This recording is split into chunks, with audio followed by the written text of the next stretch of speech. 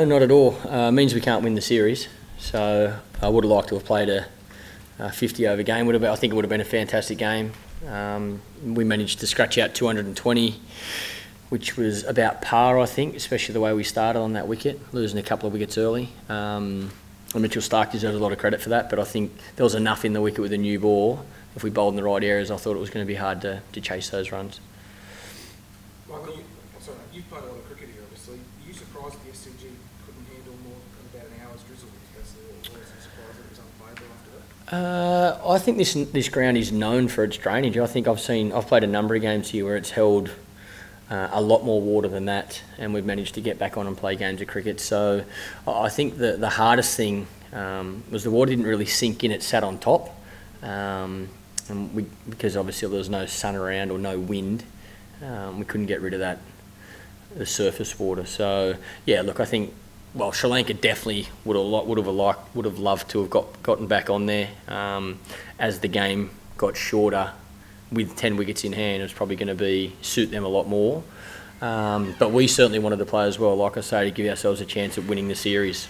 I'd rather see us lose the game than not get a result at all. So as long as we're having a crack at winning.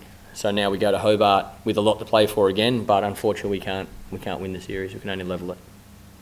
Michael, these last 3 games, do you think you've learned a little bit about your batting, given that you've had sort of 3 wickets with a bit in it and the 2 new balls, and just looking at guys' techniques in those circumstances?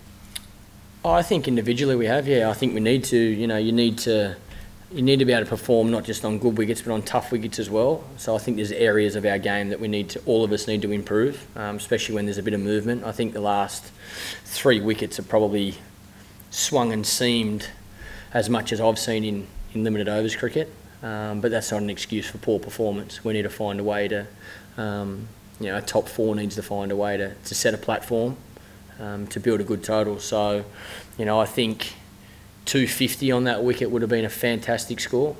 220 was about par, and like I say, I think if we bowled in the right areas, we would have had a really good chance of winning that game. There was one player who looked like he was setting that platform table, and it was a bit of an unfortunate decision. What do you make of first the decision and I suppose the DRS not being able to check it if you only had one to use? Yeah, look, that's what we got. It's the same for both teams, so that's what we're using in one-day cricket at the moment.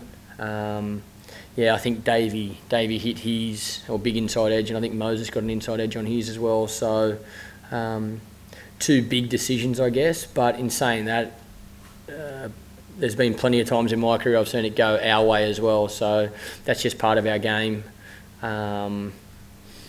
You just got to get on with it. Somebody else has got to step up and perform, make some runs. I thought Davey played really well. Nice to see him make some more runs for us, and I thought Mitchell Starke with the bat was outstanding as well.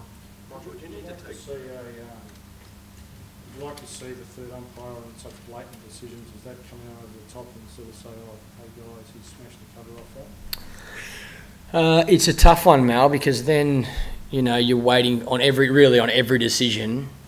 You're waiting for the third umpire. I think as long as it's fair for both teams. And what we're trying to do is be as consistent as we can, I guess, as players, as umpires. None of us are perfect. We all make mistakes. We all get things wrong. As a batter, I don't want to get a duck, and that seems to happen a fair bit as well. So, look, the decisions like that happen in our game. And like I say, through my career, I've seen just as many go for us as they have against us. So they even themselves out. I was going to say, we saw both sides sort of, use their first innings referral quite early in the innings. Is it a little bit of a philosophy change in a 50-over game when you've only got the one? I don't think so. I don't think we worry too much about the referrals, whether it be Test cricket or one-day cricket, to be honest. I think if you feel like,